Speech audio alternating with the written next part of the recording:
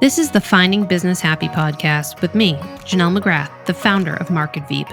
This show is all about helping you to live your best life inside and outside of work as a leader in business. Because let's face it, what's important is finding your business happy.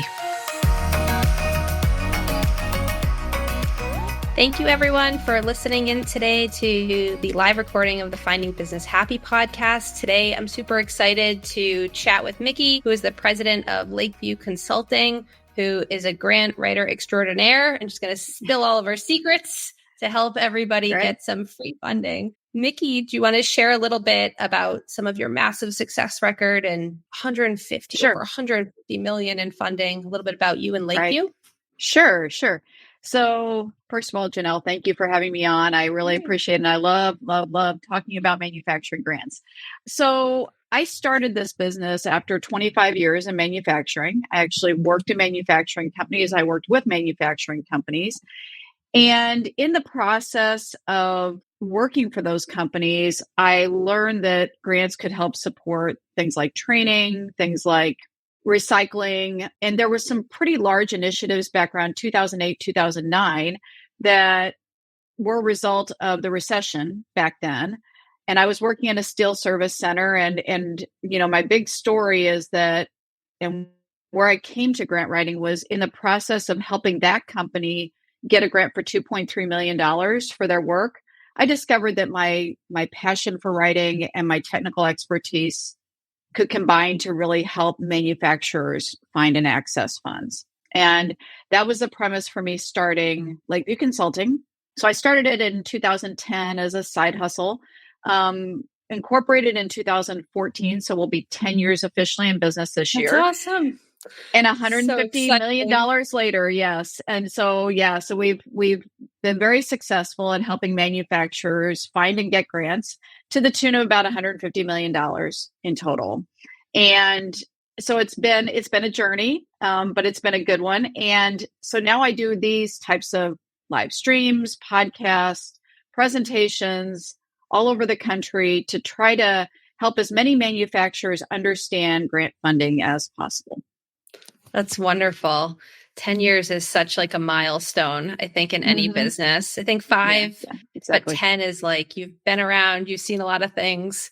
What are some things that you feel like in those 10 years that you have learned from seeing all these different types and sizes of manufacturers? What are some lessons?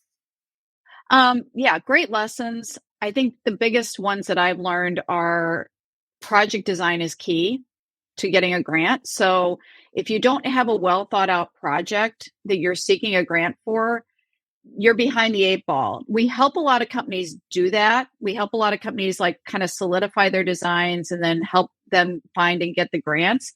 But it really comes back to the company knowing what they want to do, how they're going to do it, who's going to do it, what it's going to cost to do it. Those are the big elements of project design. The second thing I can tell you is strategic plans are key. They're not only key to getting grants, because every grant should align with your strategic plan. It should align with your strategic objectives. If a manufacturing company doesn't have a solid strategic plan or solid goals and objectives, it's really hard for us to do efficient research because those strategic plans help inform the keywords that we use for that research.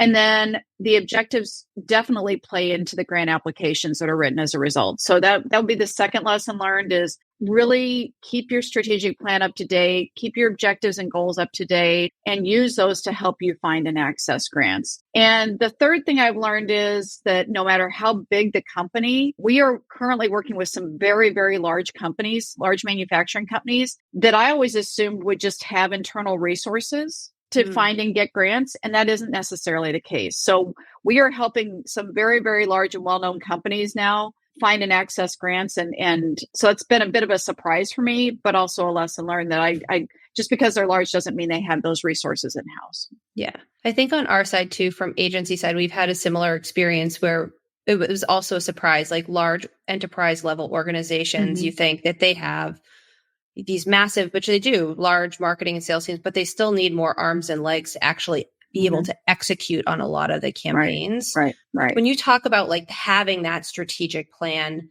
and that being such a key component for success. I mean, what goes into that, or how long does that planning take? What should people kind of be starting to file away and compile so that they can be on the right road? So the key parts of the strategic plan, at least from a grant standpoint, are who are you? What differentiates you, right? So that's a real big key to a strategic plan.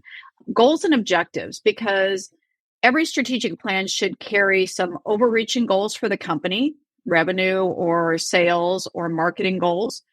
And then that should lead, so those goals and objectives lead to the projects that typically need to be done. So if you have a goal, for example, to expand your market into international markets, you might need to add a piece of equipment to address those international markets. You might need to get a certification to be able to take part in a certain international market. And there's funding sources for all of that. But if we have the strategic plan in hand, we gain a lot of information that, again, informs that grant research. It informs us finding the best fit for grants because we know what projects are going to do. We know about the timing of those projects. And and strategic plans are something that every manufacturer should have. That being said, not always, but at least having those goals and objectives, that's really the key part of that strategic plan for us. That's great. I think, when I think about strategic plan, I think plan right before doing the work. When I think a lot of times people jump right in, regardless of what action they're doing, especially when we talk to entrepreneurs, right? Like they just want to get it done and get it over the line, right? As opposed to laying the groundwork and the foundation so that you have really strong likelihood of excelled success. Do you feel like how long does that process generally take when they work with you? Is that something that they do on their own and provide and come ready to the table so that you guys can execute on the grant writing? Right. So the research process for us takes about 3 to 4 weeks. We do a very deep dive into the different sources of funding that can fit the projects. And again, any kind of information we gain from the client, such as goals and objectives, plan projects. We actually have a grant research and readiness service that we offer, and we have a grant research questionnaire that we use to help collect information that we need to develop those keywords for research. But then it takes us about 3 to 4 weeks because we do a really deep dive. We have a fantastic researcher that we often say that she's jokingly that she could be a stalker in another life because she actually is, she digs really deep. She can find a lot of things that I personally couldn't have found. But it takes us about 3 to 4 weeks to do that. Then we have a meeting with the client. We go over the research. If they decide they want to go for a grant, the timing for them to actually apply for and get the grant really depends on whether it's a state or a federal grant. So if they're wanting to go for a federal grant, that typically is a very detailed application that takes a lot of times a couple of months to put together. Then we submit, and the timing for the application development completely depends on the deadline. If there's no deadline and we have all the time in the world, 6 to 8 weeks to complete a federal grant application. And then it can take up to 6 months, even a year, for the company to find out if they've got money. So we always tell clients to try to think, if they can, 2 to 3 years ahead when they're starting to work with us, because especially if they're going to look at federal funding or USDA funding, typically takes a long time to get that decision as well. And they really can't do anything on their project until they find out if they apply for funding for a project. They can't really do anything until they find out if they've got the funding. So that can delay their projects significantly. On the other hand, the state grants, if they want to go for a state grant, which is pretty much where we're always going to send somebody new to grants, because federal grants are a really heavy lift. So unless they've got some really good expertise and experience in applying for federal grants or have done it as a subcontractor or anything like that, we don't really send manufacturers to those the first time around. For one reason, because they take a lot less time. They take a lot less time to put together, generally a couple weeks at the most for most state grants. And then they can find out within 30 to 60 days if they've got the funding. So again, if we can direct them to state grants, that's pretty quick. But again, I think the key point here is that under almost any grant, you really can't do the work on the project until you get the grant. So a lot of times that's how we kind of divert manufacturers from federal to state grants, because everybody wants the big money of federal grants. But they don't understand that time, it takes a long time to do that and to find out, and that can be a significant delay. What might you see? You talked a little bit about state versus federal. Like when you talk about size, they want the money, right? Like what range are we talking about that they might expect to see? And I understand like varying types of programs, but just ballpark in terms of what you've seen thus far. So the size of the state grants has increased. That's been something we've seen over the past couple of years. And that is a direct result of the fact that most states are now recognizing the importance of manufacturing and manufacturing growth to the GDP of their state. And so they're putting more money into helping manufacturers invest. The other thing is many states have listened to the manufacturers. And one thing that manufacturers will almost always say in any kind of survey is their biggest barrier to growth and to purchasing equipment is money. They need capital. So many states now are offering grants in the hundreds of thousands of dollars, which it used to be in the tens of thousands of dollars. There are still state grants, like most training grants. The average size of a training grant is about $20,000 to $30,000, and it will offset about half to 75% of the cost of a training program. On the flip side, there's some that are $250,000. For example, state of Missouri has a program called the Missouri Market Development Program. And if a company wants to invest in equipment to process recycled material, they can get up to $250,000 in funding. It's a more extensive application. I always say the complexity of the application and the information required is directly proportional to the amount of money they're going to give you. But that is an existing program. That's been around for a long time. And by the way, most manufacturers in Missouri don't know that exists. Wow. I feel like there's like a lot of hidden content, not for lack of it not being out there. You just got to really know where to look, which I think, right. We've talked about your database and that being a really great resource for people to know where to look, deadlines, all of, the opportunities that they have. Do you want to share a little bit about how people can get involved and access that?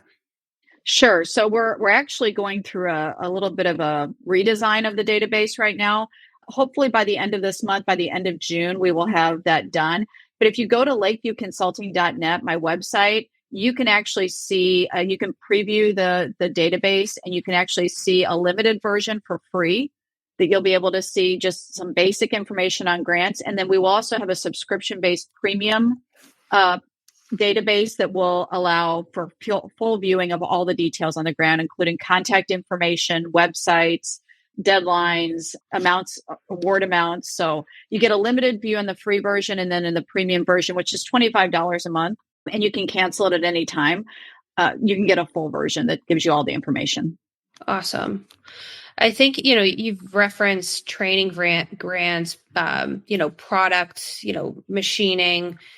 Can you talk a little bit about how each of the different types might work and how that fits into the overall strategy? Like I know we've talked about how somebody can, let's say, go after something for recycling, and then that money can get funded and used and essentially reallocated to other aspects of the business. Right.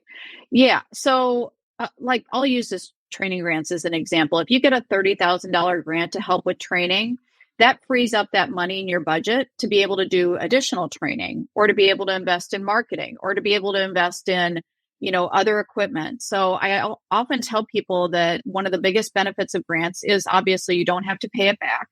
And so that is, I hate to call it free money. It isn't free money. It takes a lot of effort. It takes a lot of work. Kind of a pet peeve of mine. There's not a tree in the backyard, Mickey? There's not a tree in the backyard that will just, unfortunately, no. We have a lot of trees in our yard. None of them have produced money yet. So, but that is a real key. And so the way I try to position to manufacturers the importance of grants is that, if you free up that money through a grant, if you get a $250,000 grant to help purchase a piece of equipment, that's a lot of money that you have planned on spending anyway. Allocate it to something else, put that money somewhere else, or invest in another piece of equipment, or do something with that money, or keep it in your bank account if you feel the need to do that. The one thing that I do need to make clear is that grant funding is income. So it is taxed, and you will get a tax form at the end of the year because you received a grant in that year. And the larger that grant is, that might be, more of a hit from a tax standpoint. But yeah, that is the role of grants, is really to help companies invest and grow so that they can also have that money diverted to spend to other things to help them invest and grow. Yeah. I think that's a good point too, to know about the taxes. Nobody likes surprises at the end of the year. No. And to your point, it's not free. So just knowing what is coming. Yeah. You've referenced, if they use it for marketing, are there specific marketing or sales, like how have those programs, if they were going to look for grants specific to those, if they wanted to do training or website revamps? Yeah. So training funding can cover any kind of training. Usually it does. The only thing it does not usually cover is required training, such as sexual harassment training or any kind of government, like safety training. A lot of time is not covered if it's like basic safety training, because the government truly feels that those need to be need to be the responsibility of the manufacturers to pay for. Grants that can fund sales and marketing, there's a few different angles we can go at. One is if the company is looking to do marketing to an outside source, like to an outside country, so somebody overseas. Every state pretty much has what's called the STEP program, which is a state trade export program. That can fund marketing. It can fund website redesign to actually market to a different country. It funds trade missions. It funds booth construction or booth development, booth costs, including the rental of the booth, and in some cases, the purchase of the collateral materials for the booth. So that covers a wide range of sales and marketing. You can also, through a lot of those grants, you can get access to the, I think it's called the Gold Key program through the SBA. SBA, Small Business Administration, is the one who sponsors the STEP grant, but they also have what's called the Gold Key program, which actually matches manufacturers up with foreign buyers. So basically, it actually goes and finds foreign buyers for your product overseas in the countries that you want. And you can get access to that pretty much for free through a lot of the STEP grants as well.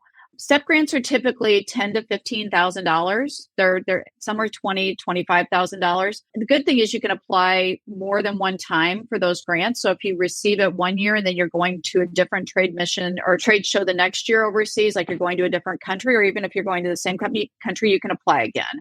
Wow. So STEP grants are an important one. Another one that's really key to funding like outside sales and marketing assistance, training, or development of marketing materials would be the Trade Adjustment and Assistance Center program. This is probably the best kept secret in the federal government. This program is a fantastic program, but it's run at regional centers. So there's a Midwest region, there's a Southeast region, Southwest region. So there's about 10 different centers all over the country, but they each cover like 4 to 5 states. So I think that's one reason why people don't know about them, is just the sheer magnitude of the manufacturers in those states.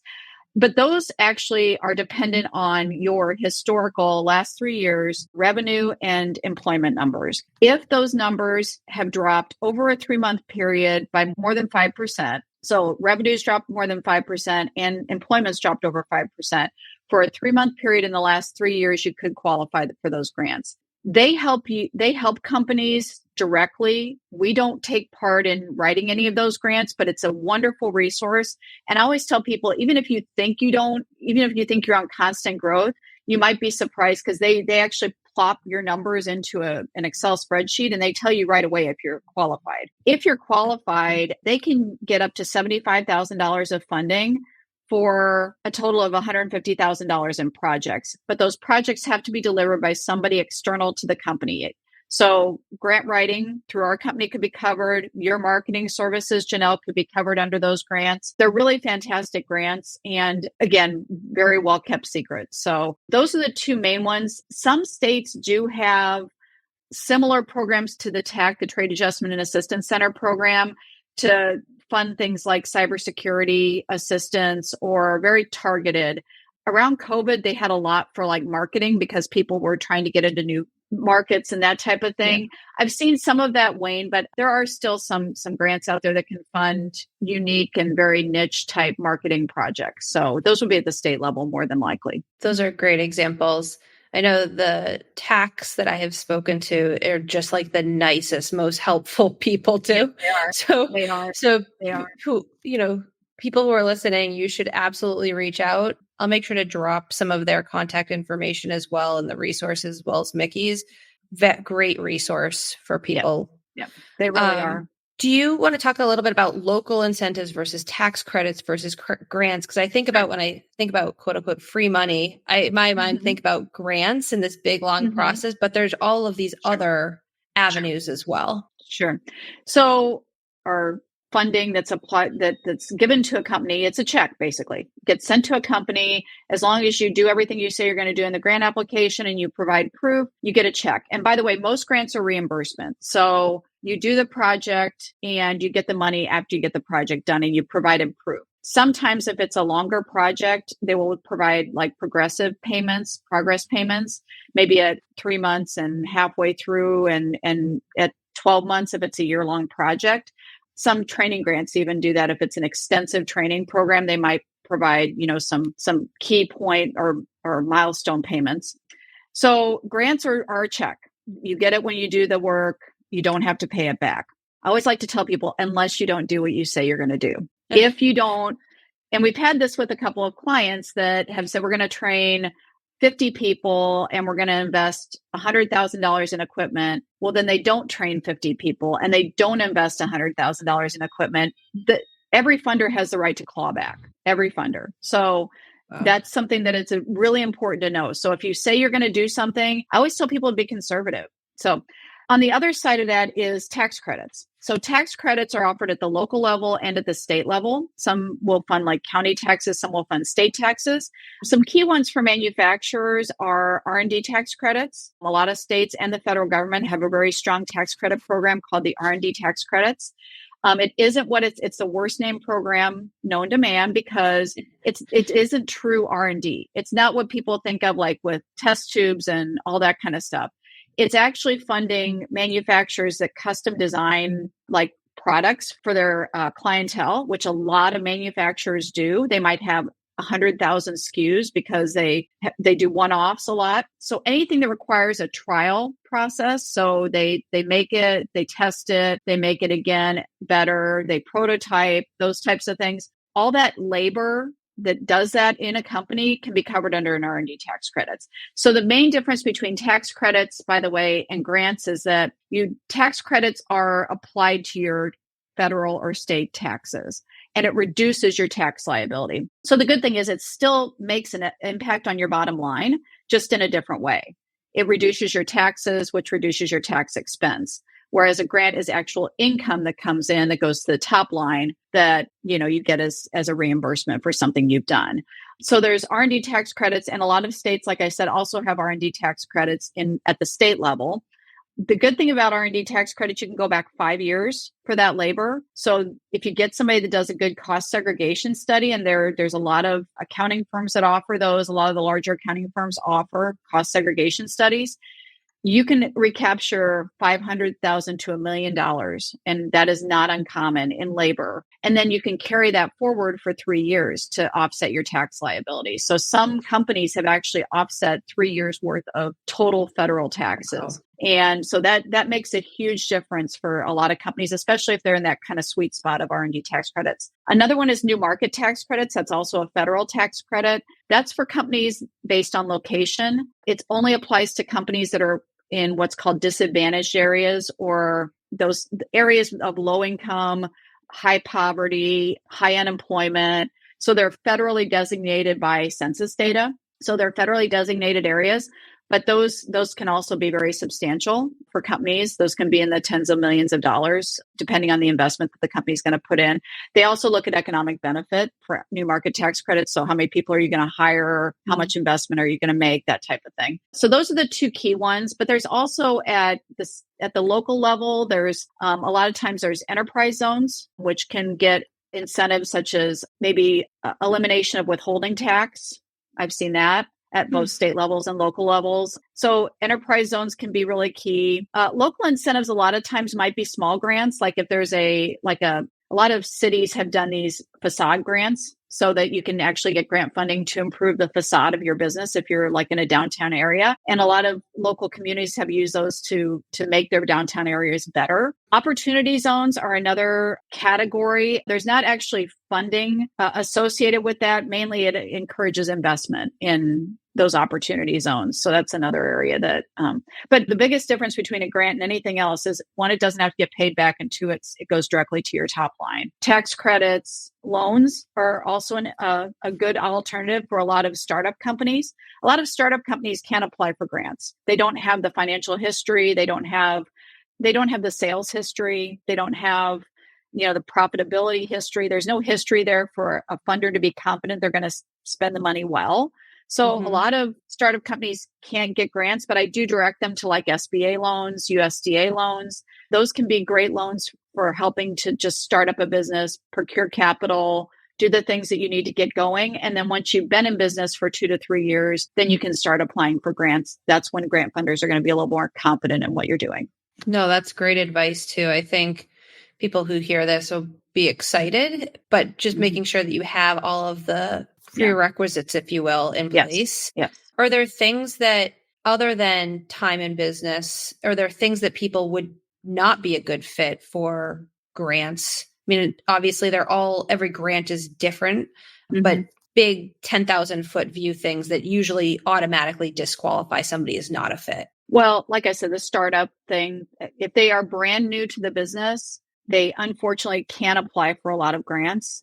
During COVID, that changed a little bit, and some states are still kind of incentivizing that. But in general, startups really can't get grant funding. I found it to be difficult with like distribution centers. So a lot of distribution centers where they're truly distribution have a hard time accessing grant funding because they don't tend to do a lot of internal investment. There's the investment in the initial building, but there's not a ton of investment inside. And there's also not a lot of jobs tied to distribution, especially with the advent of like automatic picking and automation with distribution. So there's not a ton out there for distribution. Retail is also a little bit difficult. Okay. So a lot of retail businesses, B2C businesses, have a really hard time getting grants. Again, there might be like the facade grants, or there might be some marketing grants that like a retail business can apply for. Those are typically kind of one-off grant programs that states will use to really spur economic development in a certain sector. So if they see that retail is really struggling in their state, they might come up with some incentives to help bolster that, but they would be one-off types of funding. They're not going to be continuous funding. And then just some niches of manufacturing, like high technology companies, there's not a lot of funding at the state level to support those companies. It's typically federal funding. And I found that because most technology companies don't have especially the startup ones, don't have a really solid plan as to what they're going to do, it's very difficult for them to even access the federal funding. Unfortunately, what's put out to a lot of the marketing that goes out to a lot of startup technology companies is you can get SBIR grants and you can get this grant from the federal government. Those grants are very, very competitive. Only about 30% of the companies get them. And again, if there's not a strong strategy to grow their technology to the point where it can be commercialized, they aren't going to get those grants. So those are the main areas: retail, distribution, startup, and startup technology. Yeah. Awesome. Why do you think, I know when we talk to manufacturers and ask them, budget, timeline, in terms of funding these activities, have they ever considered grants? And most of them, the answer sadly is no. Why do you think that it's not as prominent of an activity as part of a strategic play to get more growth? Well, I'm going to give my 2 cents just based on my experience. One is that grants funded at the state level are not really publicized heavily. They're not, and I think part of it is because there's not the manpower and the budgeting at the state level to go out and actually talk to manufacturers and let them know what's out there. They also hide the incentives really well on a lot of their websites. That's why the database that we have is so valuable, because you can spend hours literally trying to find a grant on a website. I live in the state of Illinois. trying to navigate. They've gotten a little bit better, but trying to find where the grants are. You have to go to economic development, then you have to go to incentives, and then you have to go to their people, and then you have to go to, it's like the government. Government websites. I'm just like, oh boy, they need some UI and UX. Yes, they do. They need some help. But so yeah, that's, my opinion is that one, they just hide them really well. And I don't honestly know why. You would think that they would want to give away the money. And I've actually had funders say, nobody's taking our money. So do you know anybody that can help spend this money? Because if they don't spend the money, then they don't get funded the next year. So like if the training program doesn't spend out all their money from the state of Illinois, then they won't get the level of funding next year. So they're very, very incentivized. But I think part of it is just resources. They don't have the people or the resources to go out and tell people about this stuff. And they just, the websites are pretty poorly designed, in my opinion. California has a wonderful grants website. They have their own website for all their grants, and it's phenomenal. But every state is different in their level of complexity of grants. California in general offers a ton of grants. I mean, for a lot of different things, mainly pertaining to clean energy, because they have the most aggressive clean energy goals of any country, any state in the country. So wow.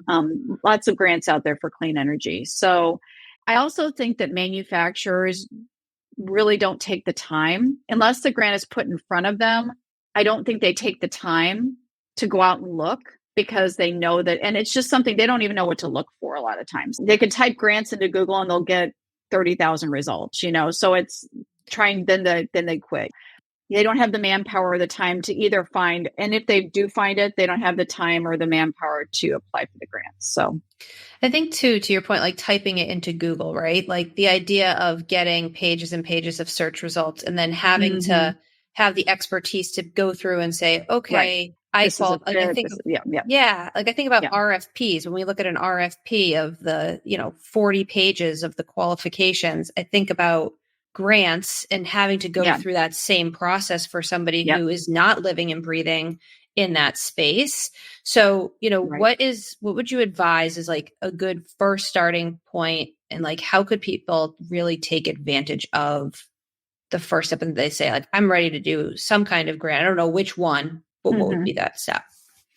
So the very first step I would tell a company is list out all your projects. And again, the farther out you can look, the better. List out all your projects and what does the project do and what is the outcome? So the outcome is what changes as a result of a project. So if you're planning to do a big training program for your production staff, let's just say, what's the outcome of that? Well, you're going to have greater skills for those people. You're going to have greater opportunities to move up in the company.